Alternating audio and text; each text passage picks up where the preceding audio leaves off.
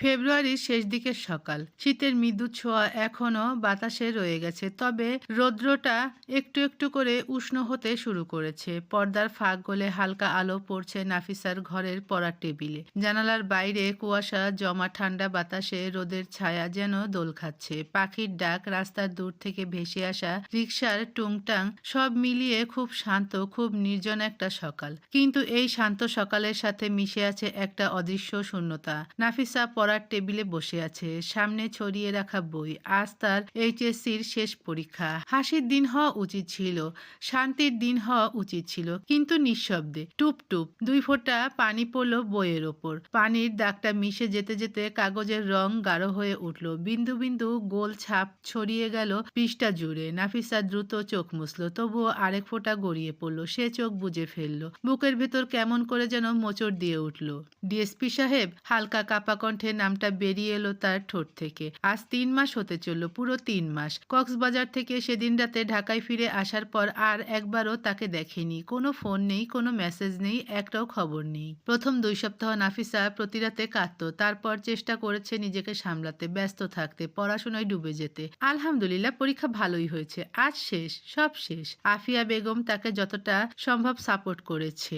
সাইফানও প্রতিদিন রোজ দিয়ে আসা নিয়ে আসা সবকিছু দেখছে। সাইমান নাকি ওকে দায়িত্ব দিয়ে গেছে নাফিসার সবকিছু দেখতে, যতদিন আমি ফিরছি না। কিন্তু ঠিক কোথায় গেছে সাইমান, এখনো কেউ জানায়নি। টেবিলে রাখা ঘড়িতে চোখ পড়তেই নাফিসার বুক ধরফর করে উঠল। 8টা 57 মিনিট। আল্লাহ, 9টা বাজতে চলল। সে উঠে দাঁড়ালো তাড়াহুড়ো করে, দ্রুত পায়ে ওয়াশরুমের দিকে ছুটে গেল। ঠান্ডা পানি ছুঁয়ে মুখটা ধোয়ার পর সাদা কলেজ ড্রেসটা ঠিকঠাক করে গায়ে দিয়ে বেরিয়ে আসে। তারপর সোজা ড্রেসিং টেবিলের সামনে দাঁড়িয়ে হিজাবটা জড়াতে গেলেও আবার খুলে ফেললো। মনে হলো ঠিকমতো হচ্ছে না। আয়নায় নিজের দিকে তাকাতেই মনটা আরো খারাপ হয়ে গেল। মুখে নতুন নতুন ব্রণ, চোখের নিচে কালি। হয়তো রাত জেগে পড়ার ফল, নাকি অন্য কিছু। আফিয়া বেগমের বকা প্রতিদিনই খেতে হয়। কখনো মুখে প্যাক লাগিয়ে দেন, কখনো আবার ভৎসনা করেন। বেবি পাউডারের ডিব্বাটা হাতেই ছিল। মন না চাইলেও মুখে হালকা করে লাগিয়ে নিল নাফিসা। মামুনির বকা এড়াতেই যেন, কিন্তু চোখের নিচের কালচে দাগ, সেটা কিছুতেই আড়াল হলো না। ব্যাগটা কাঁধে তুলে নিতে না নিতেই সিঁড়ি বেয়ে নিচে নামলো। বসার ঘরে পৌঁছাতেই দেখে আফিয়া বেগম দাঁড়িয়ে আছেন, হাতে ট্রে, তার ওপর খাবারের প্লেট। নাফিসাকে দেখেই কপাল কুঁচকালেন। এই মেয়ে, এত দেরি করলি কেন? পরীক্ষা দিতে যাবি, এদিকে লেট করে নিচে নামলি। এখন তো বলবি না খালি পেটে যাব। চল, চুপচাপ খা, বলেন আর ওর হাত ধরে প্রায় জোর করেই চেয়ারে বসিয়ে দেন। নাফিসা একটু হেসে ফিসফিস করে বলল, উফ মামনি, সময় তো নাই। খা, সময় না থাকলে আরও খেতে হয়, না খেলে মাথা কাজ করবে? বলা মাত্রই নাফিসার মুখে খাবার তুলে দিতে শুরু করলেন তিনি। মামনির কথায় রাগ, তিরস্কার, এসবের আড়ালে যে কতটা দুশ্চিন্তা লুকানো থাকে নাফিসা খুব ভালো করেই জানে। তাই চুপচাপ খেতে লাগলো। চোখ দুটো কেমন জানি গরম হয়ে উঠেছে, কিন্তু সে দ্রুত পলক ফেলল যাতে কারো চোখে না পড়ে। খাওয়া শেষে আফিয়া বেগম হাত ধুয়ে এসে ওর মাথায় হাত বুলিয়ে দিলেন। নাফিসা কাছে টেনে মামুনির কোমর জড়িয়ে ধরল। বুকে মুখ গুজে থাকা মেয়েটার দিকে চেয়ে আফিয়া বেগমের মনটা কেমন যেন ধরে এলো। নরম স্বরে বললেন, শোন মেয়ে, মনটা শক্ত কর। পরীক্ষা শেষ, তারপর অ্যাডমিশনের প্রস্তুতি শুরু হবে, তাই ভেঙে পড়লে চলবে না। নাফিসার গলা শুকিয়ে গেল, বুকটা ভারী হয়ে উঠল, তবুও কষ্ট চেপে শুধু বলল, আল্লাহ ভরসা, ভালো করে পরীক্ষা দিও, চিন্তা কইরো না, সব ঠিক হয়ে যাবে, বলে মাথায় একটা মায়া ভরা চুমু দিলেন। ঠিক তখনই বাইরে গাড়ির হর্ন, বিপ বিপ। আর দরজার পাশে দাঁড়িয়ে সাইফান ডেকে উঠল, কিরে ছোটু, রেডি? চল, দেরি হয়ে যাচ্ছে। নাফিসা ব্যাগ তুলে দৌড় দিল।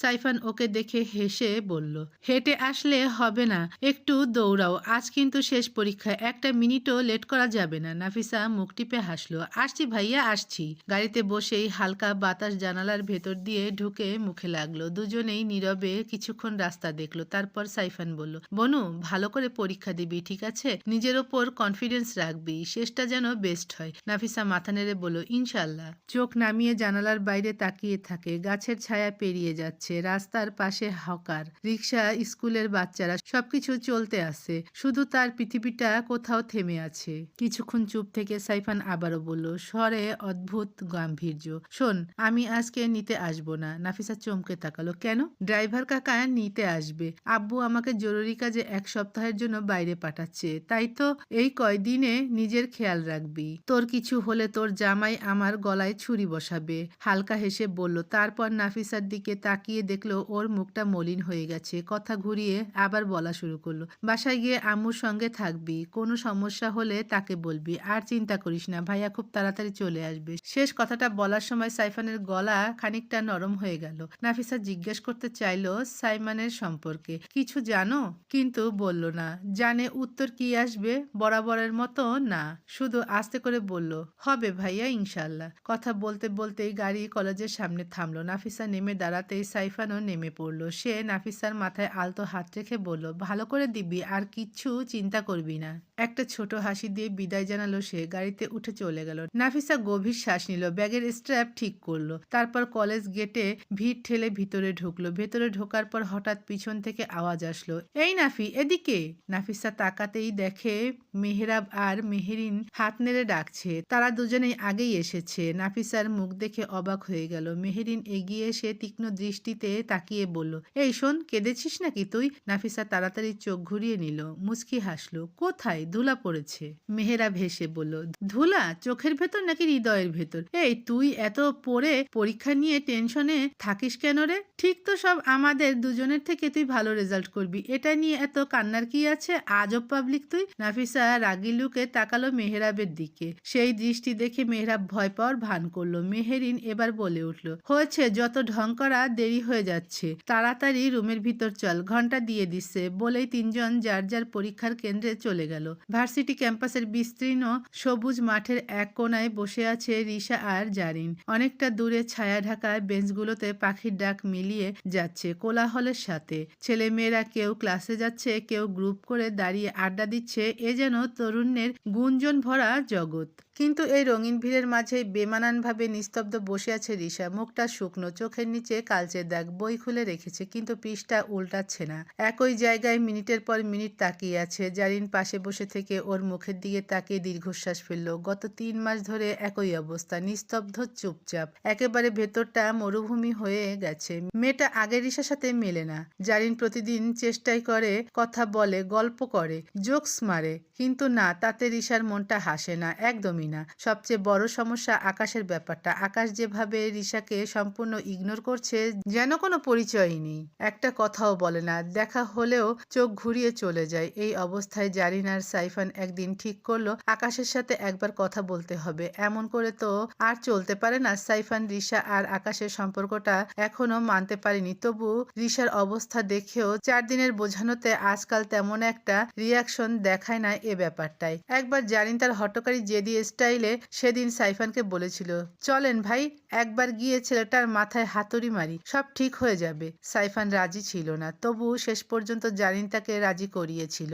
দুজন একসাথে গিয়েছিল আকাশের কাছে। সাইফান দাঁড়িয়েছিল দূরে, কোনো কথা বলেনি, কোনো অনুরোধ করেনি, শুধু একটা কারণে এসেছিল। বোনকে এই অবস্থায় দেখে মনটা কেমন করছিল। কিন্তু আকাশ, হায় রে, ঘাড়তারা ছেলে, একটুও বদলায়নি, কোনো কথা শোনেনি, কোনো ব্যাখ্যাও দেয়নি, শুধু একটা কথাই বলেছিল, আমার সাথে এগুলো বলে কোনো লাভ নেই, ওকে বলো আমাকে ভুলে যেতে। সাইফান আকাশের আচরণে আরো ছুটে যায়, ছুটে আকাশকে মারতে যায়, কিন্তু জারিন অনেক কষ্টে থামিয়ে নিয়ে আসে। এরপর থেকে সে যেন আরো বেশি ইগনোর করা শুরু করলো। দেখলে পাশ কাটিয়ে যায়, চারপাশে যেন বাতাসই নেই। রিশাকে দেখে তার চোখে মুহূর্তের ভয়ের ছায়া, কিন্তু মুখে কঠোরতা। আর মজার বিষয় হলো, এসবের ভিতর রিশার ঝামেলা সামলাতে সামলাতেই জারিন আর সাইফান নিজেদের অজান্তে একদম কাছে চলে এসেছে। এত কাছে যে ওদের কথার মধ্যে প্রেম কম, কিন্তু ঝগড়া, খুনসুটি, মাখামাখি এগুলোই বেশি। আজও সেই ক্যাম্পাসের বেঞ্চে বসে দুই বান্ধবী। জারিন বারবার বলছে, রিশা চল না, ফুচকা খাই, এত চুপচাপ লাগে কেন, চল না রে প্লিজ। রিশা বইয়ে মুখ গুজে রেখেই বলল, জরুরি পড়া আছে। তা বলে আবার সেই একই লাইন পড়ছে 10 মিনিট ধরে। জারিন চোখ উল্টায়, জরুরি পড়া না জরুরি পাগলামি, তুই কি এবার ফার্স্ট হতে যাচ্ছিস নাকি? কোনো উত্তর নেই। জারিন এবার বইটা রিশার হাত থেকে টেনে নিল। নিল। এই কথা বলবি? রিশা বিরক্ত হয়ে তাকালো। কি রে, মাথা খাস না? মাথা খাই? জারিন ভ্রু তুলল। তাহলে তোর এই মুখ দেখে কি করব? এত কুৎসিত হয়ে গেছিস, দুদিনে বুড়ি হয়ে যাবি। রিশার চোখ জ্বলে উঠল। তুই আমাকে বুড়ি বললি? আর কি, চেহারা দেখ, পালাইতে ইচ্ছা করে। রিশা বই ছুঁড়ে মারার মতো ভাব নিয়ে বলল, আজকে তোরে পিটাইয়া শুয়ে দিমু। জারিন দাঁত বের করে বলল, ওই যে পুরানো রিশা ফিরতাছে মনে হয়। দুজনের ঠাট্টা ঝগড়া চলছিল এমন সময় জারিনের ফোন বেজে উঠল। স্ক্রিনে নামটা জলজল করছে, সাইফান। জারিন এমনভাবে চমকে উঠল যেন বিয়ের দিন শ্বশুরবাড়ির লোক দেখে পালাতে হবে। তাড়াতাড়ি কলটা কাটতে গেল, কিন্তু তখনই রিশা দেখলো। ধীরে ধীরে রিশার দুই চোখ বড় হতে লাগলো। ভ্রুকুসকে জিজ্ঞেস করলো, কি ব্যাপার? আমার ভাই তোকে ফোন দিচ্ছে। জারিন তড়িঘড়ি করে ফোনটা উল্টো করে রাখলো। কিছু না। রিশা সামনে ঝুঁকে ফোনটা কেড়ে নিল। স্ক্রিনের দিকে তাকিয়ে ঠোঁট বাঁকিয়ে বলল, এই যে আমার ভাই, যে তোকে দেখে মুখ ঘুরিয়ে চলে যায়, সে আজকাল তোকে ফোন দিচ্ছে কেন? জারিন তোতলাতে লাগলো। কিছু না রে, মানে একটু। রিশা চোখ সরু করে বলল, তলে তলে চালাচ্ছিস নাকি টেম্পু? কি চলছে দুজনের? জারিন লজ্জায় লাল হয়ে গেল, কিন্তু মুখ চেপে রাখলো। শোন, কিছু না বললাম, মানে নেই। রিশা বই গুটিয়ে ব্যাগে ঢোকাতে ঢোকাতে বলল, আচ্ছা ঠিক আছে, তুই ম্যানেজ কর, আমি বাসায় যাই, জরুরি কাজ আছে। জারিন উঠে দাঁড়িয়ে বলল, এই কোথায়? বাড়ি। একদম ফ্ল্যাট ভাঙা গলায় বলে রিশা চলে গেল। জারিন দীর্ঘশ্বাস ফেলতে না ফেলতেই আবার ফোন বেজে উঠল। এইবারও সাইফান। জারিন কাপা গলায় ধরল, তোমার অল্পের জন্য ধরা খাইয়া যাচ্ছিলাম রিশার কাছে, মাথায় কিছু থাকে তোমার? ফোনের ওপাশ থেকে সাইফান চেঁচিয়ে উঠল, চশমা কল কেটে দিবি কেন? আমি কি তোর চাকর? আর আমারে ভাব দেখাস কেন? জারিন চোখ পাকালো। ভাব দেখাই? তুমি তো যেই বলে রেখে ফোন দাও, আমি মরেই যাই পাশে। সাইফান বিরক্ত। শোনো, গেটের বাইরে দাঁড়ায় আসছি, তাড়াতাড়ি আইসো, অপেক্ষা করতে পারবো না, 2 ঘন্টা পরে ফ্লাইট, তোমার সাথে দেখা করেই যাব। জারিনের বুক ধরফর করে উঠল। এই মানুষটাকে সে যতই গালি দিক, মুখ ফিরিয়ে যাক, ভেতরের কোথাও একটা টান তো আছেই। রাগেও সে সেটাকে অস্বীকার করতে পারে না। জারিন দ্রুত ব্যাগ তুলে গেটের দিকে হাঁটলো। ক্যাম্পাস গেটের বাইরে সাইফানের গাড়ি দাঁড়িয়ে। সে সানগ্লাস খুলে তাকালো জারিনের দিকে অদ্ভুত নরম চোখে। এমন চোখ সাধারণত জারিন দেখে না তার কাছে। জারিন আসতেই সাইফান বলল, ফার্স্ট ওট। জারিন মুখ বাঁকালেও উঠে বসলো। গাড়ি চললো কিছু দূর ফাঁকা রাস্তার দিকে। সাইফান হঠাৎ গাড়ি থামালো। জানালা দিয়ে বাতাস ঢুকছে, জারিনের চুল উড়ছে। সাইফান ধীরে ধীরে ওর দিকে ঘুরলো, চোখে দুষ্টু ঝিলিক। 2 আঙ্গুল দিয়ে নিজের ঠোঁটের দিকে ইশারা করলো, একটা চুমু দাও। জারিন হতভম্ব হয়ে তাকালো। তুমি কি কথা বলতেছো? সাইফান নাসরবান্দা, দাও না, তুমি আমার গার্লফ্রেন্ড, তাইলে এত কৃপণতা কেন? তোমার কি লজ্জা শরম কিছু নাই? লজ্জা পরে করমু, এখন দাও। জারিন চোখ বড় করে বলে উঠল, এই ধলাবিলাই, এসব অকাজের ইশারা আমার দিকে দিস না, বিয়ের আগে এগুলো চলবে না, খবরদার। সাইফান হতাশ হয়ে মাথা পেছনে ঠেকিয়ে বলল, চশমা আপা, তুই আমার বা গার্লফ্রেন্ড, একটা চুমু দেস না? একবার ভুল করে তোর অমৃত খাইছিলাম, তারপর থেকে খাবার সুযোগই পাই না। তুই কি আমারে ফকির বানাইছিস? জারিন ধপ করে ওর বাহুতে ঘুষি মারল। অসভ্য লোক একটা।